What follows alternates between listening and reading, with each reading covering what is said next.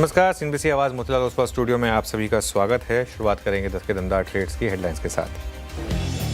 बाजार में रिकवरी की कोशिशें हो रही नाकाम। निफ्टी 50 पॉइंट से ज़्यादा फिसल कर 24,400 के करीब। हालांकि बैंक निफ्टी में रिकवरी कायम।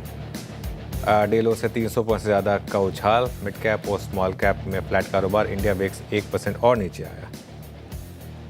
सरकारी बैंक और मेटल सेक्टर में अच्छी तेजी, 1% ज़्यादा चढ़े दोनों ही सेक्टर इंडस्ट्रीज। ऑटो शेयरों में भी खरीदारी कायम। हालांकि एफएमसीजी, हेल्थ केयर, रियल्टी शेयरों में आज दबाव। निफ्टी के इन 3 इंडस्ट्रीज में आधा से ज़्यादा % की गिरावट। पहली तिमाही में कमज़ोर नतीजों के बाद सैनको की चमक फीकी। 8% से ज़्यादा टूटा शेयर। साथ ही टीवीजेड में भी करीब 8% की तेज़ गिरावट, लेकिन रिजल्ट के बाद 4% दौड़ा बाटा। बिग स्टॉक्स और चार्ट जीपीटी पड़े सटीक। प्रोडक्ट्स डिमांड बढ़ने की उम्मीद से चमके नालको। 8% की उछाल के साथ बना आज का हीरो। वहीं शानदार रिजल्ट्स के करीब 14% दौड़ा टीडी पावर। साथ ही एमसीएक्स में भी खरीदारी कायम, लेकिन एमडी और सीईओ सुधीर सीतापति के इस्तीफे से 9% टूटा गोदरेज कंज्यूमर। वहीं बीएससी और पीआई इंडस्ट्रीज में भी गिरावट।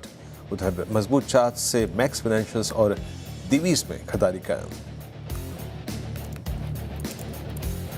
ओके, चलिए 10 के दमदार ट्रेड्स में हमारे साथ आशीष बहेती और प्रशांत सावंत पिछले शो से बने हुए हैं। रचना वैद्य और रुचित जैन भी जुड़ेंगे अपने टॉप ट्रेड्स के साथ। फिर बात करेंगे इकिगाई एसेट मैनेजर के फाउंडर और सीईओ पंकज टिब्रेवाल से, और टेक्निकल से बात करेंगे नरेश मिरानी से। साथ ही न्यूपुर से जानेंगे कि नालको क्यों बना आज का हीरो ऑफ द डे। ये सब कुछ ही देर में। इससे पहले एक नज़र आज की मार्केट पर, और मार्केट पर आऊँ इससे पहले एक बार स्टॉक दिखाइएगा इटर्नल का। एकदम से पिछले कुछ मिनटों में शार्प फॉल आई है इटर्नल के स्टॉक में, और ये देखिए। और निफ्टी डे लो पर आया है अब, और अब करीब 100 पॉइंट नीचे है निफ्टी, और 24,370 पर इस समय। हालांकि बैंक निफ्टी में आज गिरावट नहीं है। तो आज बाकी एक बार निफ्टी की कॉन्ट्रीब्यूशन रख दीजिए ज़रा, और दिखा दीजिए कि आज गिरावट किन कारणों से आ रही है, कौन कौन से बड़े स्टॉक्स हैं जो निफ्टी की गिरावट को लीड कर रहे हैं। इसमें सबसे ऊपर रिलायंस है, फिर LNT, M&M और HDFC बैंक। एक बार HDFC बैंक भी वापस रखेंगे इंट्राडे चार्ट ज़रा। HDFC बैंक का देख लेते हैं, क्योंकि पिछले आपको याद होगा 3-4 दिन से 52 वीक लो प्रोटेक्ट कर रहा था। ये नया 52 वीक लो फाइनली लग गया आज HDFC बैंक में। मेरे 3-4 दिन से एक्सपेक्टेशन थी कि ये फाइनली हिट करेगा 52 वीक लो। आज हिट कर दिया इसने। ये इसका फ्रेश 52 वीक लो है। और इसके अलावा ओवरऑल अगर आप देखें, अभी भी hero of the day NALCO 7% ऊपर। वोडाफोन आइडिया में अच्छी रैली आ रही है 5%। PNB 5% चला करीब। PSU बैंक्स अच्छा चल रहे हैं। हिताची एनर्जी आज बाउंस बैक दिखा रहा है। डाउन साइड पर गोदरेज कंज्यूमर, हालांकि डे लो से थोड़ी रिकवरी है।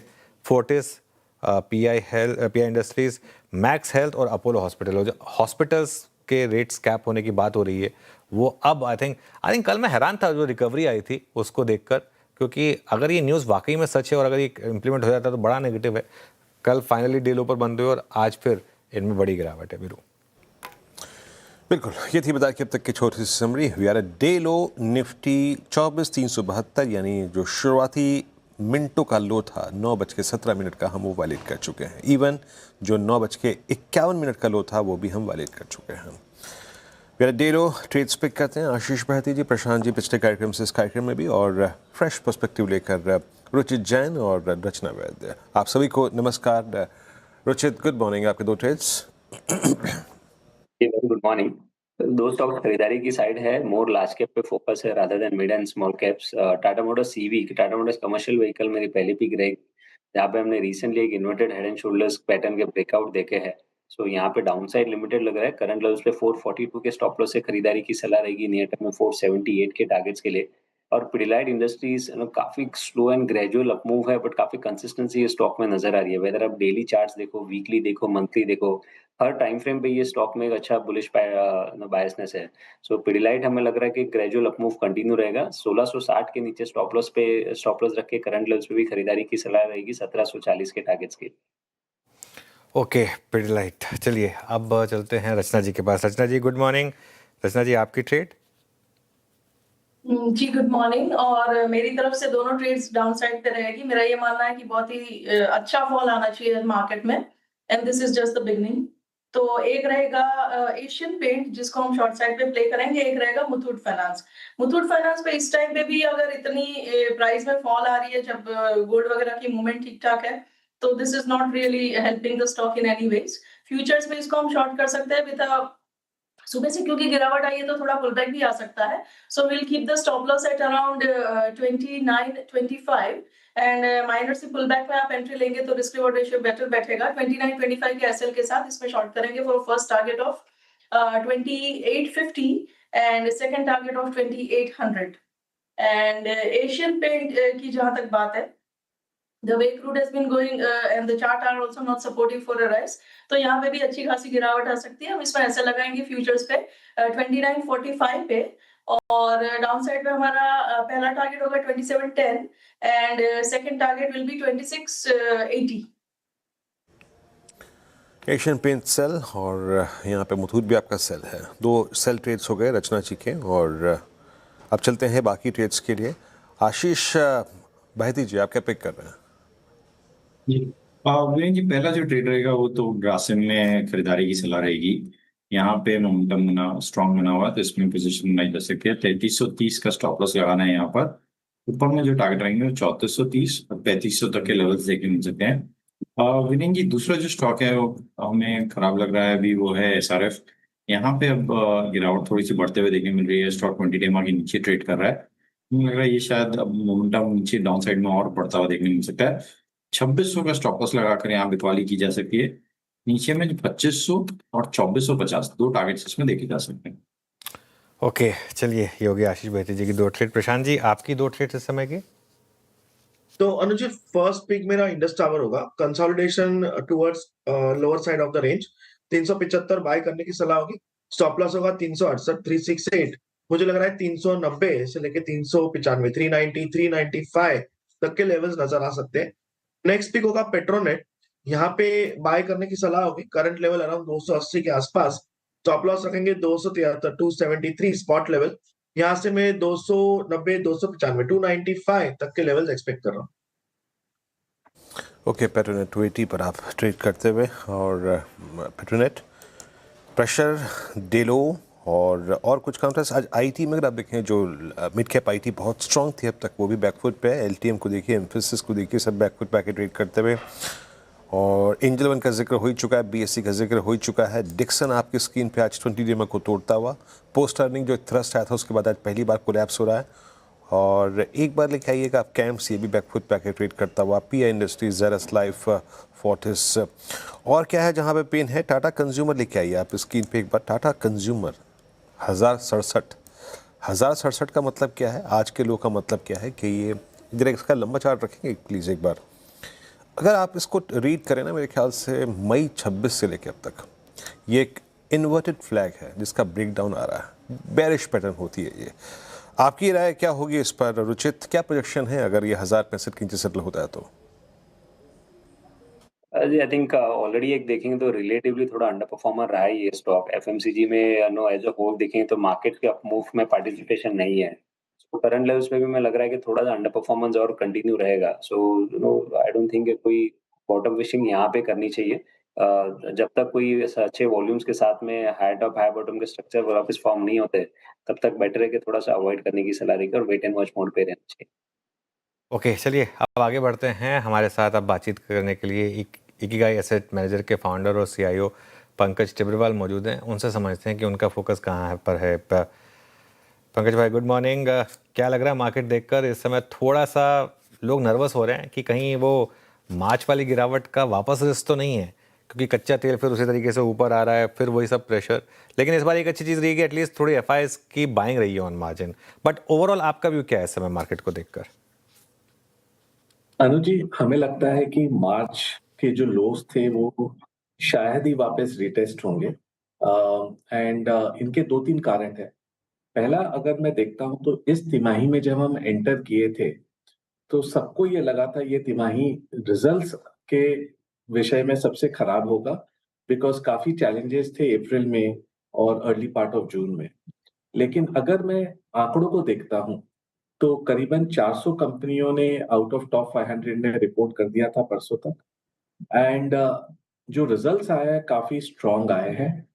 12 तिमाही के बाद करीबन 20-22% का टॉप लाइन ग्रोथ है, जो कॉर्पोरेट इंडिया ने इतने टाइम से नहीं देखा था, बिकॉज इन्फ्लेशन नहीं और प्राइस और वॉल्यूम दोनों का इस बार समीकरण देखा हमने। सेकंड, अगर आप देखो तो प्रॉफिट ग्रोथ, अगर मैं तीनों ओएमसीज को निकाल दूं तो करीबन 22-23% का प्रॉफिट ग्रोथ भी है। इसमें लार्ज कैप करीबन 18-19% है, मिड कैप 24% है और स्मॉल कैप 30%। तो द मोस्ट चैलेंजिंग तिमाही में आपने देखा कि कॉर्पोरेट इंडिया ने बहुत बेहतरीन प्रदर्शन किया है और ग्रोथ कहीं ना कहीं पिकअप हो रहा है। और दूसरी तिमाही का भी हमारा ये प्रोबेबिलिटी है कि नतीजे काफी स्ट्रांग होंगे बिकॉज लास्ट ईयर का बेस हमारे फेवर में, और फिर तीसरी तिमाही से फेस्टिव सीजन चालू होगी। तो ओवरऑल अर्निंग्स जो सबसे एक स्ट्रांग फंडामेंटल फैक्टर रहता है वो काफी स्ट्रांग लग रहा है अक्रॉस सेक्टर्स। और इस बार का अगर आप एक वर्ड में अगर आप सम अप करना चाहो इस तिमाही के रिजल्ट्स को, रेजिलियंस। पहली बार हुआ है कि 60% ऑफ द कंपनी जिन्होंने रिपोर्ट किया है उन्होंने 15% प्लस की अर्निंग्स मुनाफे में बढ़ोतरी दी है। नॉर्मली ये रेंज 45 से 55% होता है, इस बार करीबन हम 60% की तरफ इंच अप कर रहे हैं। वो बहुत ही अच्छा चीज है कि ब्रेथ ऑफ द मार्केट काफी स्ट्रांग रहा है। सेकंड, अगर हम देखें तो एआई ट्रेड जो था हमने देखा जुलाई में अनवाइंड हुआ काफी बड़ा, और इसके कारण जो एफआईज ब्लाइंडली चेस कर रहे थे एआई ट्रेड को उनको भी एक रियलाइजेशन रिस्क हुई। और एक चीज आप देखो, 6 जून में हमने एफसीएनआर का अनाउंसमेंट किया था गवर्नमेंट और आरबीआई ने मिलके, और इसका काफी बड़ा सक्सेस रहा है इस बार रुपी को स्टेबलाइज करने में। अभी तक $40 बिलियन का इनफ्लो आ गया है, और नॉर्मली अगर मैं 2013 से कंपेयर करता हूं तो ये फ्रंट एंडेड काफी स्ट्रांग रहा है, जिसने दो चीज की है, एक आपके रुपी को स्टेबलाइज किया है और दूसरा एफआईज वापस रिटर्न होने लगे हैं। दो कारणों के कारण, एक एआई ट्रेड अनवाइंड और एक रुपी स्टेबलाइजेशन। तो हमें लग रहा है कि अगर रुपी ₹2 ₹3 के रेंज में रहा, जो पॉसिबिलिटी है, और आने वाले समय में ये जो स्कीम है एफसीएनआर की, हमें लगता है टोटल $80 बिलियन ईसीबी और दो अदर स्कीम्स मिला के आ सकता है। तो ये कि स्ट्रॉन्ग लिक्विडिटी और करेंसी को सपोर्ट कर देगा, जिसके कारण एफआईज का रुझाव भी इंडिया की तरफ पॉजिटिव हो रहा है। मैं अपने इंटरेक्शन से आपको जस्ट अपडेट कर सकता हूँ कि लास्ट 2-3 वीक में काफी सारे बड़े एफआई से हमारी बातचीत हुई है, एंड उनका रुझाव जो एकदम नेगेटिव की तरफ था, हमें एक सेंस आया कि वो न्यूट्रल की तरफ मूव हो रहे हैं।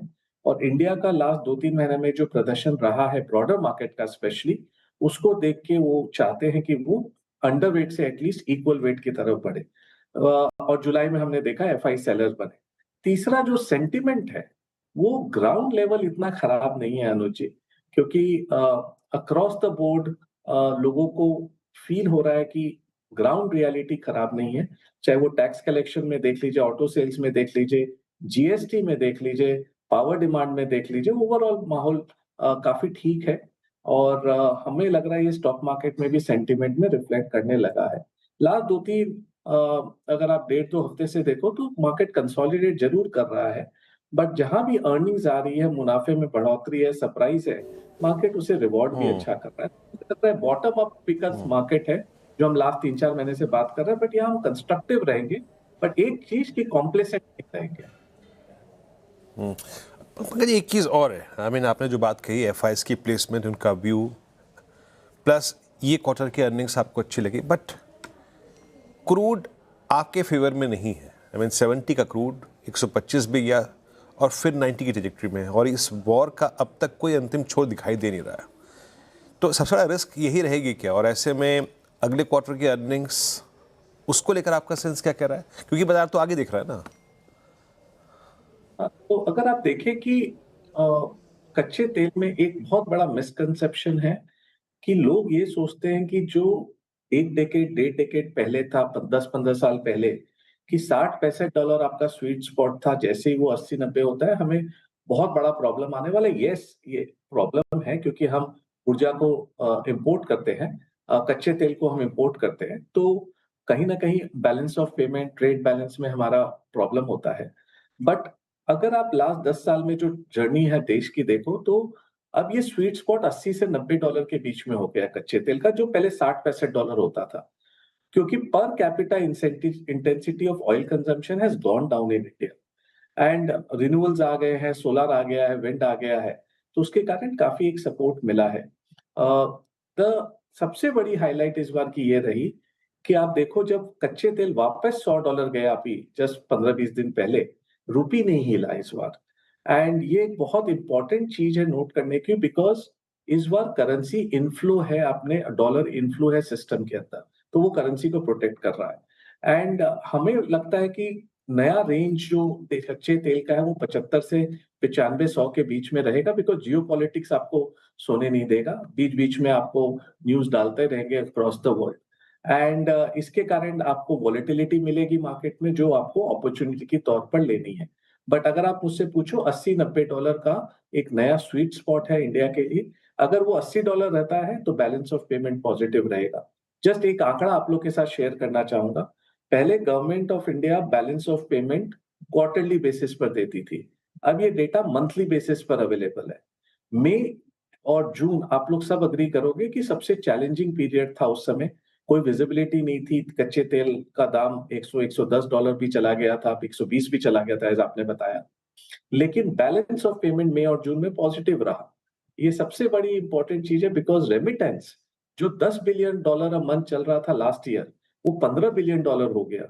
हम सबने सोचा कि लोगों की जॉब जाएगी मिडिल ईस्ट में, पैसा ट्रांसफर कैसे होगा, बट उल्टा हुआ कि लोगों को भय लगा वहां पर पैसा रखने को, और उन्होंने यहाँ देश में ट्रांसफर किया।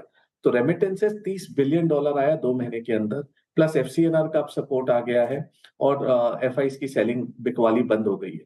तो ये अगर मैं सबको कंबाइन करता हूं तो मैक्रो सिचुएशन इतनी खराब नहीं है जो लोग भय कर रहे थे, और उसके कारण आप वो माइक्रो में भी ट्रांसलेट होता हुआ देख रहे हो। नहीं तो इतनी strong earnings across the board बहुत टाइम के बाद हमने देखा है। और मैं हमेशा बोलता रहा हूं, थोड़ा महंगाई दर इंडिया में चाहिए। महंगाई दर थोड़ा जब आता है तो कॉर्पोरेट इंडिया बेहतरीन प्रदर्शन करता है, बिकॉज उसे प्राइस इन्फ्लेशन थोड़ा मिलने लगता है, जो लास्ट 3 साल से एब्सेंट था। ओके, आईटी पर क्या व्यू है पंकज जी अब, क्योंकि इस बार की आईटी की रैली थोड़ी सी टिकी है compare to last 2 rallies.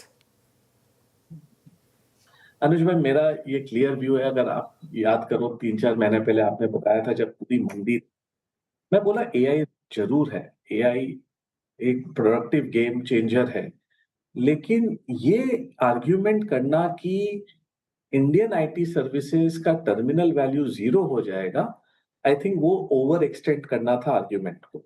And money where our mouth is, हमने लास्ट 2-3 महीने में अपना जो अंडरवेट हम 1.5-2 साल से चला रहे हैं उसको एटलीस्ट न्यूट्रल की तरफ हम लेके गए हैं। कमेंट्री इतनी खराब नहीं रही है इस बार आईटी सेक्टर की, और ये जो एआई ट्रेड अनवाइंड हुआ है उसमें आपने ग्लोबली भी देखा कि आईटी सर्विसेज जो कंपनीज थी, इंडेक्स थी, उसने मोमेंटम वापस दिखाया है ऊपर की तरफ। तो हमें लग रहा है कि स्टॉक स्पेसिफिक जाना होगा, जहां भी आपको ग्रोथ लग रहा है और वो लग रहा है कि पिवट कर पाएंगे to the new revenue service जो एआई के तौर पर आएगी, उन पर आपको बेट लेना है। आपको ब्लाइंडली सब कंपनियों पर बेट नहीं लेना है। आई थिंक बहुत स्टॉक स्पेसिफिक रहने वाला है आईटी सेक्टर, और हमारा रुझाव मोर मिड कैप आईटी की तरफ है, जो मोर अजाइल है, और जहां हमें लगता है मिड टीन्स ग्रोथ की विजिबिलिटी डिसेंट है, वहां पर हम अपना पैसा बेट कर रहे हैं। मतलब हमने मंदी में एक कंपनी ली थी, मंदी के पहले डेटाबेस ओरेकल करके थी, वो ऊपर गया और आईटी सेक्टर नीचे गया, क्योंकि उसको उस समय एआई के कारण मार दिया गया था, लेकिन कुछ लेना देना नहीं था। और जब नतीजे आए तो आपने देखा कि क्या है। सो जस्ट सेइंग कि आपको बहुत स्टॉक स्पेसिफिक रहना होगा इस सेक्टर में, और हमें इतनी बड़ी मंदी नहीं दिख रही है जो मार्केट बोल रहा है कि टर्मिनल वैल्यू 0 हो जाएगा। तो स्टॉक स्पेसिफिक अप्रोच रहेगा इस सेक्टर के द्वारा, एंड जहां लो ग्रोथ है, जहां आपको लगता है 3-4% की ग्रोथ है, उसे हम अवॉइड कर रहे हैं। अच्छा पंकज जी, सिक्लिकल्स में मेटल्स में 2022 से लेकर 25 तक लोगों ने खूब पैसा कमाया। 2026 में एक सीरियस अनवाइंडिंग हुई इस बार, लेकिन सितंबर में हमारे सामने एक बड़ा इवेंट खड़ा है। आपके जॉब आंकड़े वीक आए थे, बट अभी वहाँ की इन्फ्लेशन की दरें आनी है यूएस में। सितंबर में फेड चेयरपर्सन क्या करेंगे, आपको क्या लगता है? कमोडिटीज़ पे, मेटल्स पे, प्रीशियस मेटल्स पे क्या इम्पैक्ट होगा, क्योंकि सबके पोर्टफोलियो का एक अंश ये होते हैं, और इवन गोल्ड से जुड़ी हमारी बहुत सारी कंपनियां होती हैं। इस पर आपका टेक क्या है?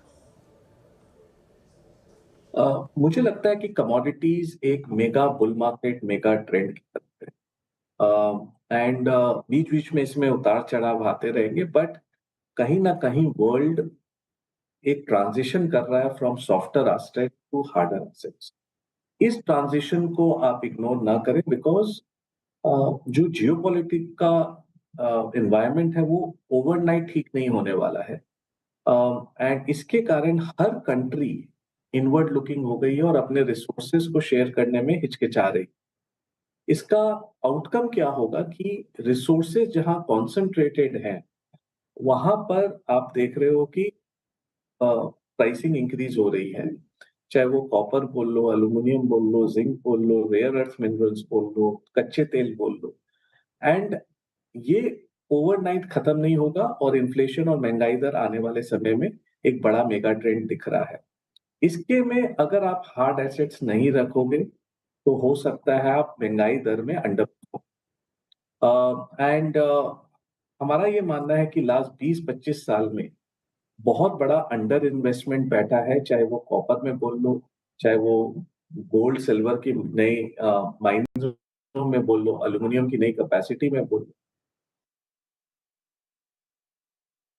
ओके, आई थिंक कुछ दिक्कत आ रही है। पंकज जी, अगर आप मुझे सुन पा रहे हैं तो बहुत बहुत धन्यवाद हमारे साथ जुड़ने के लिए। आगे बढ़ते हैं। नाल्को आज का हीरो ऑफ द डे है, क्यों? हमने बिग स्टॉक में वैसे शामिल किया था इसको, लेकिन एक बार डिटेल में समझ लेते हैं अब नूपुर से। नूपुर बताएं।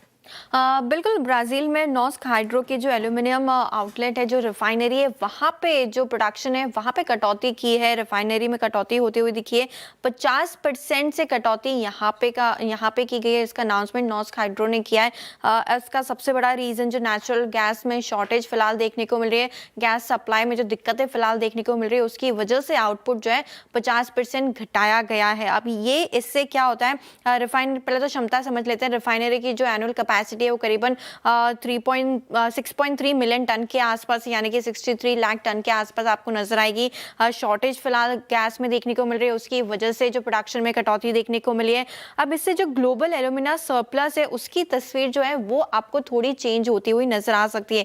एस्टिमेट्स देखिए, पिछले साल, इस साल 2026 और नेक्स्ट ईयर 2027 में जो सरप्लस रहने का अनुमान था एल्यूमिना का, वो अब यहाँ पे कम होते हुए नजर आएगा। अब सप्लाई कंसर्न्स नजर आ रहे हैं। सप्लाई कंसर्न्स होंगे तो डेफिनेटली प्राइस जो है वो आपको बढ़ते हुए नजर आएंगे। जब भी सप्लाई के कंसर्न होते हैं तो प्राइस हाइक होता है, प्राइस पीक पर जाते हुए नजर आते हैं, जो कि एक पॉजिटिव यहाँ पे नाल्को के लिए फिलहाल नजर आ रहा है। और अगर ये कटौती लंबे समय तक चलती है तो नाल्को के लिए काफी फायदा हो सकता है। हालांकि नाल्को के लिए भी पॉजिटिव है, लेकिन सबसे ज्यादा पॉजिटिव नाल्को के लिए इसलिए क्योंकि नाल्को अभी भी एल्यूमिना जो है वो डायरेक्ट बेचता है और प्राइस हाइक होता है, प्राइस बढ़ते हैं, प्राइस में अगर कोई भी इंप्रूवमेंट होता है तो डायरेक्ट बेनिफिट आपको बॉटम लाइन में देखने को मिलेगा। एल्यूमिना के प्राइसेस अभी एल्यूमिनियम के प्राइसेस से कंपेयर करें तो 10% के प्रीमियम पे आपको दिखेंगे। नॉर्मली हिस्टोरिकली ये जो प्रीमियम 14 से 16% के आसपास रहता है, अभी भी 4 से 6% तक का अपसाइड प्राइसेस में डायरेक्टली अवेलेबल है, पॉसिबल है, और ये हो सकता है आपको आने वाले समय में नजर आए। अब इससे जो नाल्को के प्रोडक्ट्स हैं वो ज़्यादा सप्लाई होते हुए नजर आएंगे, वहाँ पे डिमांड बढ़ती हुई दिखेगी और प्राइस का भी जो पॉजिटिव इम्पैक्ट है वो भी आपको फाइनेंशियल्स में नजर आएगा। तो जिस हिसाब से सप्लाई के कंसर्न्स फिलहाल निकल के आ रहे हैं, सबसे बड़ा पॉजिटिव प्राइस इम्पैक्ट पे नजर आएगा पॉजिटिवली, और नाल्को डायरेक्ट बेचता है एल्यूमिना तो इसके लिए काफ़ी पॉजिटिव हो जाता है। जी, और यही कारण है कि आज का बना ये hero of the day. NALCO करीब 8% ऊपर, पूरा बाजार तंग है इस वक्त, लेकिन मगन नाल्को अपनी तेजी में। बहुत बहुत शुक्रिया। अब चलते नरेश मैरानी हमारे साथ मौजूद हैं इस वक्त। Naresh, good morning. नरेश, कैसे अप्रोच कर रहे हैं आप मार्केट्स को? धीरे धीरे वीकनेस आती हुई, बट आज का surprise package as of now Nifty bank रहा। पीएसयू बैंक अच्छा कर रहे हैं। आपकी रीडिंग क्या है और आपकी टॉप कॉल्स में क्या शामिल है अभी? अभी भी जो लार्ज कैप बैंकिंग स्पेस हो या लार्ज कैप निफ्टी स्पेस हो, वहां पे अभी भी मोमेंटम नहीं है। जो मोमेंटम है वो ब्रॉडर मार्केट्स में रहा है। मिड कैप इंडाइसेस ने नया ऑल टाइम हाई बनाया, स्मॉल कैप ने ऑल टाइम हाई, और जो दूसरे सेक्टर्स है जहाँ पे तेजी है वो है फार्मा और फाइनेंशियल्स। वहां पे पॉजिटिव व्यू रहेगा। तो फार्मा में औरोबिंदो फार्मा है जिसने एक अच्छा ब्रेकआउट दिया है नए 52 वीक हाई में, और अभी भी उतना मोमेंटम मूव आया नहीं है। तो यहाँ पे रिस्क रिवॉर्ड अभी भी बनता है। 1625 का स्टॉप लॉस होगा, टारगेट 1750 होगा। और दूसरा बाई रहेगा श्रीराम फाइनेंस पर, जहाँ पे वोलेटिलिटी और कंसोलिडेशन के बाद अच्छे से एक ब्रेकआउट हो चुका है नए 52 वीक हाई में। वहाँ पे 1105 का स्टॉप लॉस रहेगा और 1220 का टारगेट। ओके, नरेश जी गुड मॉर्निंग। एक सवाल पूछूंगा आपसे, ये जो हॉस्पिटल स्टॉक्स हैं Fortis, max health, Apollo hospitals, इनके चार्ट्स क्या कह रहे हैं? सो अभी शॉर्ट टर्म में थोड़ा पॉज है, बट अगर लॉन्गर टर्म देखे लास्ट 3 महीने, 6 महीने, 1 साल से, तो हॉस्पिटल स्पेस ने अच्छा परफॉर्म किया है। बट आफ्टर इतने अच्छा परफॉर्म करने के थोड़े दिनों का पॉज हो सकता है, बट लॉन्गर टर्म स्ट्रेंथ अभी भी है, तो बाय ऑन डिप्स ही रहेगा ये पूरा सेक्टर। बाय ऑन डिप्स से रहेगा। शुक्रिया नरेश जी आप अपना व्यू रखने के लिए। मार्केट अभी भी डे लो पर ही है, 24,372 पर है इस समय। रचना जी हैं क्या बाहर हमारे साथ? रचना जी, कोई तीसरा शॉट ढूंढा इस बीच में? आज तो आप शॉट के मूड में हैं और आपने कहा भी कि आज मार्केट वॉर लग रहा है कि बड़ी वाली गिरावट के साइन दे रहा है। वैसे बैंक निफ्टी चल रहा है तो ये थोड़ा सा पॉजिटिव है। जी आईटी में भी ट्रूली स्पीकिंग यहाँ पे पुल बैक ही सही लेकिन आ रहा है और उसी हिसाब से अगर देखें तो HCL टेक के फ्यूचर्स में भी 1358 पे है हम। अगर ये 1355 ब्रेक करता है तो इन दैट केस इसको भी शॉर्ट किया जा सकता है with a 10 rupee of a stop loss and 30 rupee of a target. Nifty bank पे बात हो गई, यहाँ पे आईटी पे बात हो गई। आईसीआईसीआई बैंक लेके आई, इंटरेस्टिंग। आईसीआईसीआई बैंक लेके आई डॉक्टर साहब प्लीज़ ज़रा। तो वो जो एक पुश मिल रहा था निफ्टी को, उसमें एज ऑफ नाउ पार्टिसिपेट तो कर नहीं रहा है निफ्टी बैंक और आईसीआईसीआई बैंक। अच्छा, आईसीआईसीआई बैंक की एक खूबी रही है रुचित, पिछले 3 दिन से आप वाइल लोअर शेडो देखिए, यानी स्टॉक नीचे टिक नहीं रहा है। आपका ठीक है आईसीआईसीआई बैंक पे? लास्ट 12 से 15 ट्रेडिंग सेशन से कंसोलिडेशन फेज में है। ये पूरे कंसोलिडेशन में जब भी 1420 1410 की रेंज आ रही है वहां पे लोअर शेडोज बन है, सो क्लियर इंडिकेशन है कि बाइंग इंटरेस्ट ये रेंज में है। तो डाउन साइड यहाँ पे काफी लिमिटेड लग रहा है, सो थोड़ा सा डिलीवरी बेस्ड अगर खरीदारी करनी हो या थोड़ा सा पोजीशन व्यू हो। रुचित सॉरी, ऑडियो में ग्लिच है। काम करते हैं, वैसे हमारे शो का समय खत्म हो चुका है तो इस शो को समेट लेते हैं। मार्केट अभी भी डे लो पर है लेकिन बैंक निफ्टी डे हाई के करीब है। बहुत ही फैसिनेटिंग मार्केट है। काफ़ी क्वेरीज होंगी आपकी, श्रेया के साथ वो एड्रेस होंगी ट्रेडर्स हॉटलाइन।